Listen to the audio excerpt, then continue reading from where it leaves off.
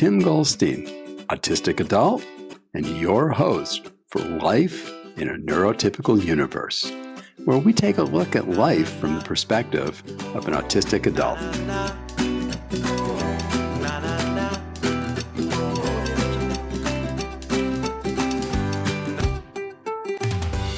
Well, hello again, and welcome to Life in the Neurotypical Universe. Today, we have a very, very special guest, Karen Simmons. And some of you may have heard of her, and many of you need to hear about her. Karen's been involved with the autism movement from, well, probably back before some of you might have been born. She actually has written books, The Chicken Soup for the Soul, Children with Special Needs, was a co-author on that. She has been on PBS. She's won awards. She has put on 72 conferences across the North America. That's more conferences than I think I've ever attended in my life. And she's still going and pushing forward for autism and neurodiversity.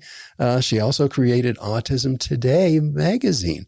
So she's been quite a force in autism, but, kind of, I think, hidden a little bit in the background. So we're trying to bring her out into the foreground and let everybody know about the great work she's doing. So Karen, tell us a little bit about yourself and how is it that you got started back in autism when most people couldn't even spell the word? I have lots of kids. I have 7. And when my son Jonathan was first diagnosed in holy guacamole, back in 1992 and a half, there were not very many resources on autism. I think there were 34 books, and I decided to write a book sitting on the bathroom floor when all the rest of the kids were sleeping. And I was writing it really more for the parents and for the teachers so they could understand autism, because I had a really hard time going, to go explain it to every single teacher and all the other parents, like, this is Jonathan 101, you have to really understand this kid, and I just wanted them to understand some of the things that he did. So I wrote this book, and it was really more like, it was from his perspective at that time, or what I thought his perspective was. Hi, my name is Jonathan. I have autism. Some things I do better, like reading and writing. Other things I do worse, like making friends. And then I talked about some of the behaviors that he had at that time, like spinning around in circles and flapping his hands in the air and, jumping in the bathtub with his clothes on and and spinning the light out of the chandelier. And I got this guy who lives I actually still know him. His name's Rob Woodbury. And I got him to do some of the illustrations, which are really, really cute. They're Jonathan spinning on the chandelier and climbing in the dishwasher and and climbing in the laundry chute. And in fact, Temple Grandin still uses these pictures out of the book in her presentations because she likes them so much, because they talk to autism. The pictures do, and the wording does too. So, I love that book because it really did help a lot of parents, and it was a bestseller at the time. So that got me into wanting to share everything. When I first found out about his diagnosis, I was sitting in a Safeway parking lot. And I was devastated because the doctor told me that he had autism, and they said he's probably going to end up in an institution. And I know so many parents that would come up to me at the conferences and they would say that to me, and I just did not want that to happen to other parents. So I decided that I was going to do conferences. So I started hosting all these conferences, in Miami and in Seattle, and I just started doing that. I kind of went on my own little my own little STEM fest of doing conferences all over North America. I am most definitely somewhere on the spectrum. Stephen Shore will definitely confirm that, because I took him to different conferences. In fact, I took him to Hawaii one time swimming with dolphins. I don't know if you know who Stephen Shore is, but anyway, he's one of my very dear friends.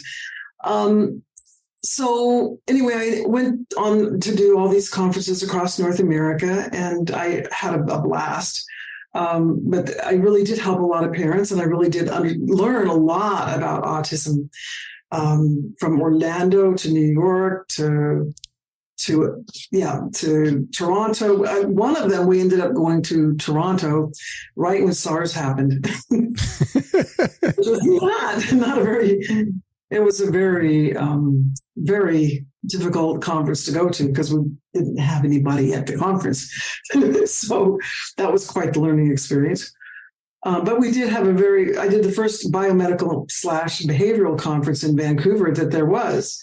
So, people said, you can't do that at that time. They said, you can't mix biomedical and behavioral, professionals in the same conference, because the thinking behind putting the biomedical thinking and behavioral thinking at the same conference is just not doable, because the two ways of thinking it won't mix. Well, we did, and we had a lot of controversy, and we had a lot of good outcomes come out of that, because we had people that were behaviorists, we had people that were into vitamins. You just had a good mix, right? A lot of people learned a lot of things. Interesting. I really resonate with the book and some of the things that you said that your son did. Climbing in the laundry chute. I spent, I don't know how long climbing in the laundry chute. I don't know. I think houses nowadays don't tend to have laundry chutes. I grew up in an old country farmhouse, and we had a laundry chute from the upstairs bathroom to the downstairs bathroom that had the washing machine in it. And it was the greatest thing to climb through. And I remember when we would occasionally go to do very big items, we would take them to a laundromat, because we had a well and a septic tank on the farm. So you didn't want to do super heavy duty laundry there. And I remember spinning around in the dryers plenty of times. Not with them powered, but so it's just so funny that you're saying those, because that just comes back to things that I did before I wasn't diagnosed. So I was 54. So I was just a overly rambunctious kid as far as anybody knew. But that is so funny. I haven't thought about that in so many years. So at that point that your son was diagnosed, and you hit on so many things there to talk about, that parents tend to only hear from the medical profession. And nothing wrong with the medical culture. The medical culture is great. When I happen to have psoriasis, autoimmune diseases, and autism sometimes co-occur. And I go to a medical professional to take care of that. On the other hand, I'm not looking for a medical professional to try and make me, somebody else that I'm not. So nothing against the medical culture. It's a perfectly good culture for doing certain things. But unfortunately, what I see way too often is all the parents hear from is kind of what you said. Your child's going to be whatever. They're going to be at home for the rest of your life, and you have to figure out how to take care of them, and they'll never be able to do anything on their own, and the same yada, yada, yada, and on. Yeah. And did you know at that time that when your kiddo was diagnosed, did you know anything about adult autism? Because, you certainly ended up running into Temple. You ended up running into Stephen Shore, which are kind of luminaries in the adult autism field. So obviously you quickly learned about adult autism. Yeah. But where was it when you first started? Were you... I was scared out of my mind. I had no idea what to expect. There were no role models. There was nothing to focus on. I didn't know where to go. I've always been a very spiritually minded, lighthearted person. I started watching Pollyanna when I was a little girl, and I always had that Pollyanna attitude. And I know lots of younger people don't know what Pollyanna is, but it's like, oh, don't worry, everything's going to be fine. It's that kind of, love life. Everything's perfect. Everything's perfect as it is. And I just focus on the good, focus on the great, focus on the gifts, strengths, and talents. And that's what I do. And I've always wanted the best for everybody. And people think I'm nuts a lot of times, but I still have that attitude. And I carry that attitude through with, wanting the best for Jonathan, wanting the best for my kids, wanting the gifts, wanting to focus on the gifts, strengths, and talents of what he has, what my kids have, what the kids of the world have, what everybody has and can focus on, like living life to the fullest, and that. So I try to carry that through with Autism Today too. And I was involved. I don't know if you've ever heard of Jerry Jampolsky, the Center for Attitudinal Healing. No, not familiar with them. That's an organization I went to in Tiburon, California, and they have principles of attitudinal healing, and they focused on changing your attitude, and you focus on having a positive attitude and having, taking something that could be very, very catastrophic and turning that into something that could be very positive. Focusing on, I'm not doing this much justice, but focusing on how you can turn that into a positive instead of focusing on how negative it can be, but focusing on how you can turn it around and make it a positive experience. Yeah, I understand.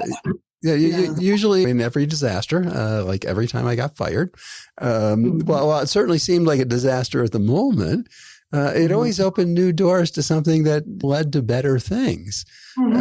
So I definitely understand what you're saying is you've got to recognize that just because something bad is happening at the moment doesn't mean that there isn't something that it's going to direct you towards if you decide to take the direction that is going to actually be better. And it's just an experience you have to work your way through. Like one of the stories that we had in the Chicken Soup book was Welcome to Holland. And it was about, where the woman was prepared to go to Italy. She bought all the stuff that was going to be going to Venice, and she was ready to get on the boat and go around Italy and go to Rome and go to Florence. And she was all excited to go to Italy. But then the plane landed in Holland. She wasn't prepared for that. She didn't want to go to Holland, but she had to learn a whole new experience of looking at the windmills, looking at the dikes, and everything was different. It wasn't exactly what she prepared for, but she learned a whole new experience. So it's that whole thing of appreciating where you're ending up and learning about the new experience and looking at it with a different light and new eyes. And so that's I would say that's probably what happened to me when I finally got diagnosed at 54. Was it really gave me a whole new light to look at how I was in the world. And where I had gotten to, and in a way that now made sense, as opposed to in a way before I knew that I was autistic. I knew I was different, but I just figured the world was stupid. That was my working theory, was the world was stupid. It didn't work real well, but it's what I thought about it. But once I guess, it's like I landed in Holland, and all of a sudden realized that, no, the problem isn't that the world was stupid. The problem was that we really spoke completely different languages, even though we used the same words.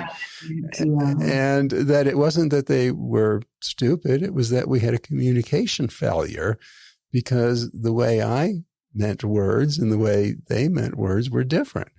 This is another one that you actually said about your son in the book, is jumping in the bathtub with his clothes on.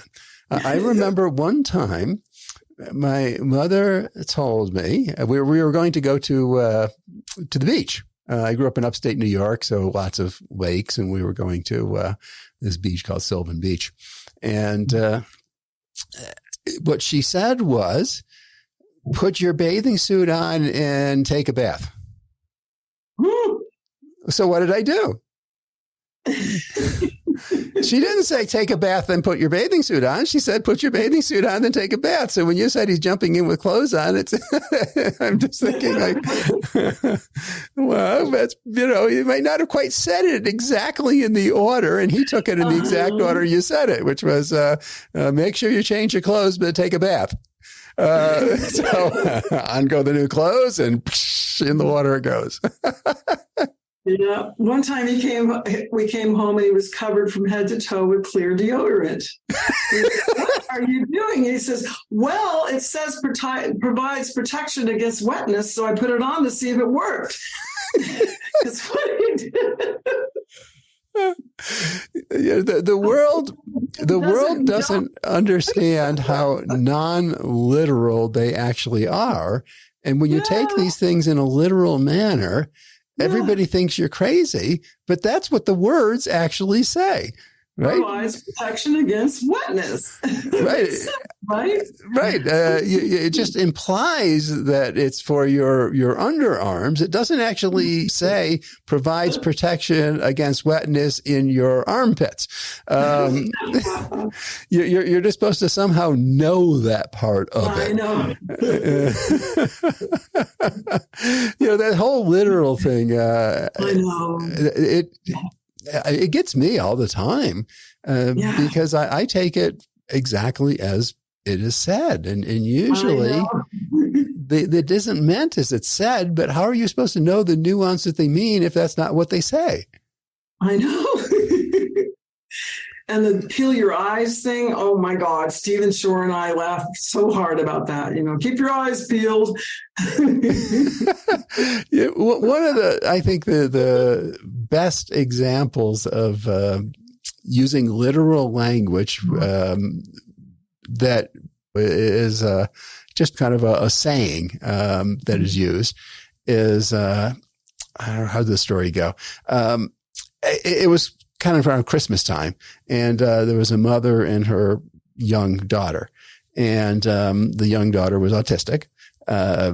And the young daughter asked the mother about why is it all the neighbors have their houses all decorated with these beautiful, pretty lights and everything, and we don't have any of that stuff.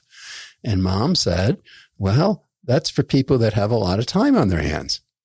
And mom's driving daughter to school and looks in the rearview mirror and sees her daughter sitting in the back seat, holding her hand out, staring at it. And mom goes, what are you doing? And the daughter says, I'm trying to figure out how people hold time in their hands. Right? But I mean, literally, it's what it means, literally. But we're supposed to somehow know that means that the person is idle and has time to do things that they want to pursue, not things that they necessarily have to do. Which to me, that makes more sense. Why not just say that, right? That's for people that have time to do things that they want to do, that not to have to go to work and school and stuff like you and me. Right. I love that part of autism. I do. I love it, but it's gotten me fired plenty of times too. Oh, really? Yeah, because the world has a hard time accepting that their non-literal version of the language, when taken literally, actually means what you did. Because that's not what they really meant, but that's literally what the words actually said. Well, then you hired the wrong employers. What can I say? It was a learning experience. I think that's the whole employment thing with autism is an interesting area, and obviously that's a big area nowadays. Yes. This is a good question to ask you, because you've been around this whole autism thing for a long time, ever. When I go and look at people who are, my age, or I'll say people who got out of school before the 80s, mid 80s or so, maybe even the 90s, maybe we'll use the cutout point as 1990. Mm-hmm. Basically, schools were not very good at recognizing autism unless it was very severe, very high support level autism. Mm-hmm.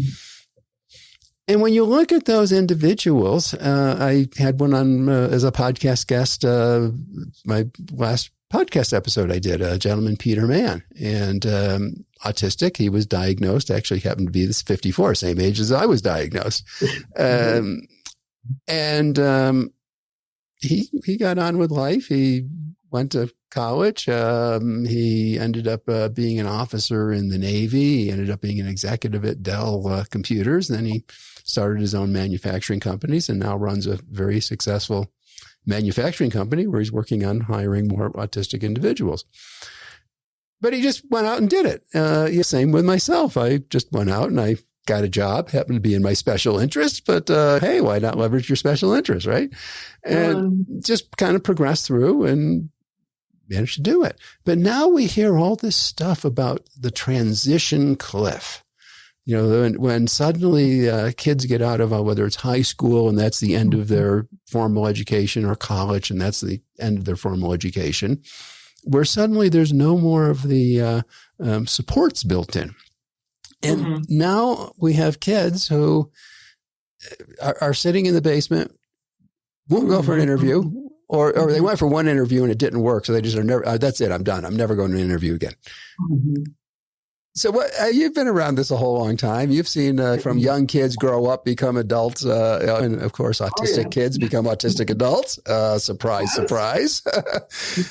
So what do you think? I mean, why is it that the generations that didn't know they were autistic seem to manage to make it work, and generations that have had huge amounts of support and intervention and all these things? I think we missed the boat. I think we weren't paying attention. You know, I think parents weren't paying attention to certain things, certain milestones. And I think more could be done in that age group of like the 6 to 10-year-old group, where Temple talks about too.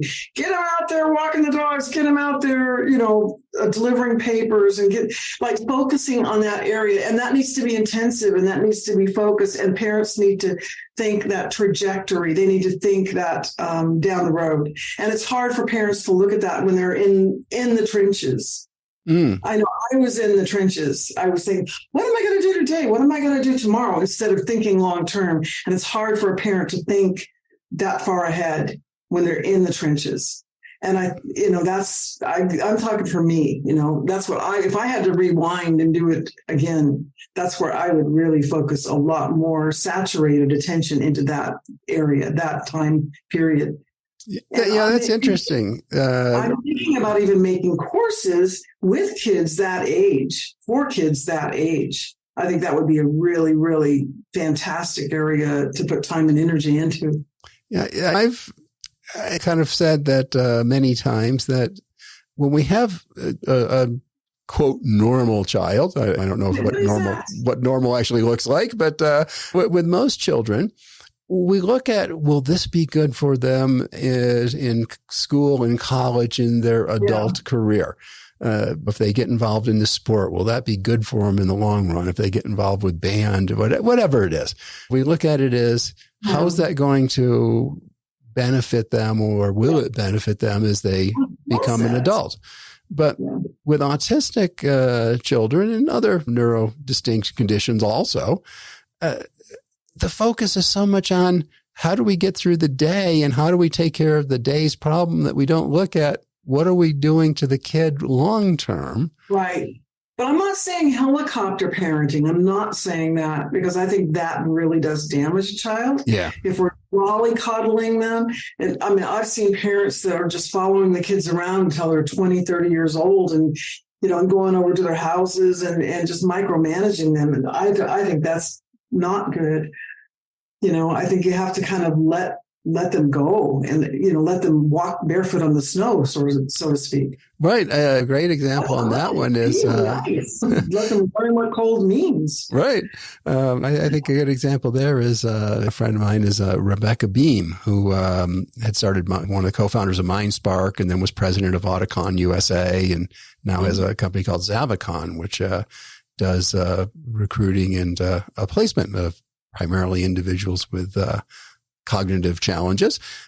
But not only, she does a great job. But what Becca Beam was telling me about this one guy, young man, if I remember right, he was late 20s, and genius. I mean, this person was an absolute mathematical whiz.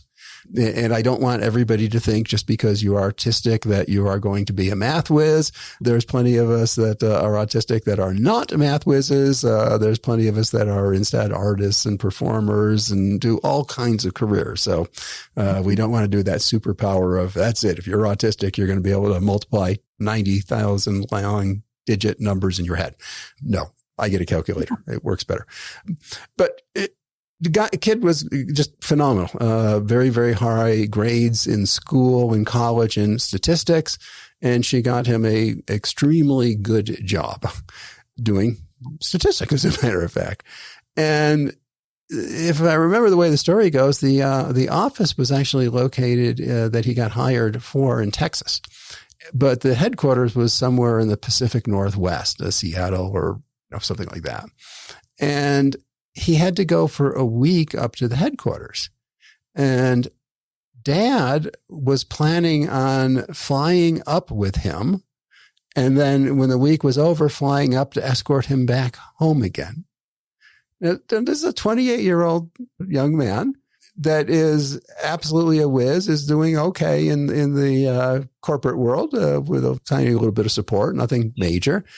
And I think that's really what the thing like you're describing of, come on, the kid's 28 years old. And I love Rebecca. She's great. She outed the dad and told the kid that dad's planning on doing this. And the kid said, no way. I'm going by myself. I'm a real person on my own. But you're right. I think there's too much coddling and trying to protect. Yeah. I'm a big believer that success comes at the price of success is failure. I like to say the road to success is littered with failure on both sides behind you. Yeah, it's called failing forward. Yeah, you learn from failure. You don't, failure isn't a stopping point. It's not, geez, it didn't work once. I can never do it again. It's, okay, let me look at it and what can I do differently to get a little further next time? Absolutely. Well, tell me, I gotta know about this. I've never really asked you about this. And just for the listeners, Karen and I have known each other for, I don't know, quite a number of years now. And we always have just great chats and conversations about that the autism genes came from somewhere. Oh, yeah. The Autism Today magazine. How most people just don't go out and start a magazine. Yeah. Yeah. Well, most people don't go out and just put on conferences and never having done it either. But I'll put this out there. My dad was an aeronautical engineer. I'll just put that out there. I'm a gemologist by trade. I'll give you the clues, right? You guys, figure out the rest. No, I was a gemologist by trade, and my mother worked for the airlines. And we used to travel all over the world. So that was one of my stems, was traveling. That was a very, very special interest, was traveling. And I'd travel wherever I could, go to as many places as I possibly could. And every time I'd go to a new place, I'd want to go to another new place. And then I always want to go scuba diving wherever I possibly could. And I'd always, try to find a new place that I could go scuba diving. I would have a list of as many places as I could go scuba diving and as many places as I could go mining. And I'd always just try to find as many, anyway, I'd travel as many places as I could. Then I'd had my children and everything. Then I had a child with autism and got diagnosed and had lots of kids. And so my dad would always say that he was very fascinated with computers and that someday, that we would be able to talk to people on the other side of the world with computers. And I'm like, no way. And I'm like, that's really cool. And of course, we had the Victor 6000 in his computer engineering company in the basement, Lockheed, right? Then he went and worked at one of the top engineers at Piper. So I decided I was going to I was going to do that. That was really exciting. So then I went on to this thing of registering domain names, and I started collecting domain names. So I started registering those, and I was very excited about that. And I started collecting domain names. And yes, I did go to Domain Names Anonymous, and I admitted that I was powerless over domain names. My life had become unmanageable, and I made it anyway. I had I don't know how many thousands of domain names. I registered a domain name company, and I was selling those for a while. But anyway, then I started. But yeah, I got into, I guess I do have a tendency to do things to the extreme, is my point.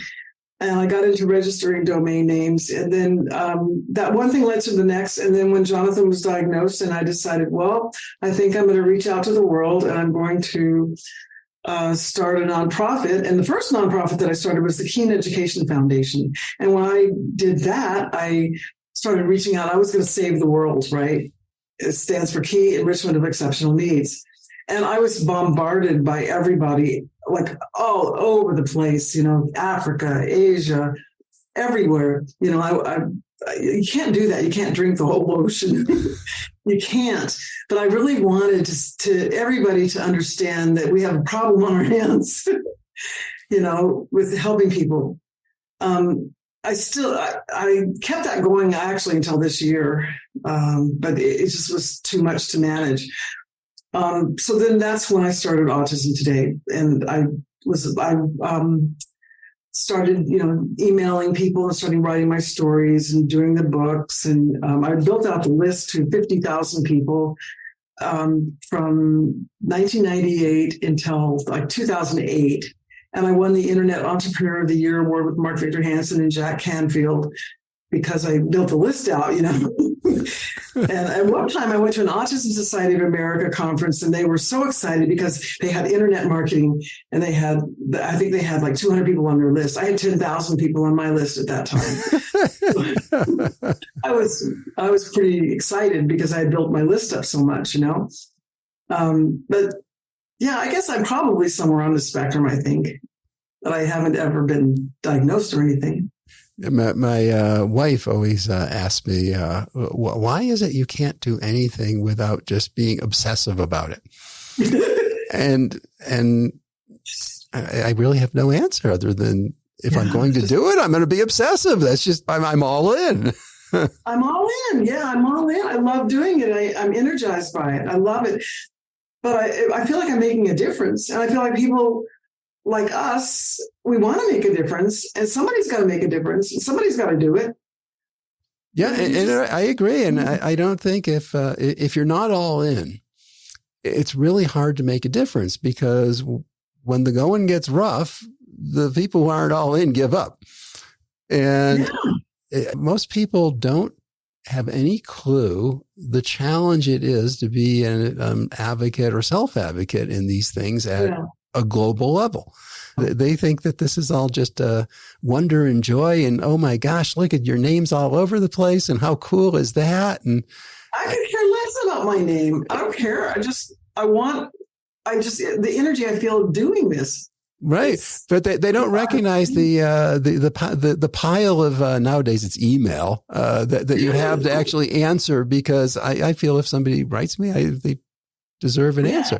Now the worst part is the people I know the best are the ones who don't get answered, because they already know me and know how crazy I am. And the people that don't know me but reach out with a question are the ones that I answer right away. Now that's probably upside down, I think, to the way that the neurotypical mind thinks of it, where they think the people closest to you are the ones who deserve the most attention, and the strangers, well, if you can get to them, you can get to them. And I just think that no, the people who are closest to me understand that I'm a nut, and No, I just feel like I've just got to answer everybody. Yeah. I may not answer it the same way, but I just feel like I've got to answer them. It's just kind of in my DNA. Yeah, I'm with you. When I was diagnosed, when I figured out what it was that I hate to say had, really, who I am is really what I found out. Who I am. And I decided that I didn't want people to have to go through the negative experiences I did because they didn't understand. Right. And I ended up focusing primarily in the work arena of autism, because that's where I had my biggest challenges, from being fired so many times that I wrote a book about interviewing because I got so good at it from being fired so many times. But yeah, once you decide that you want to make a difference, you want to help other people avoid some of the pitfalls and potholes you fell into yourself, you feel this obligation to them.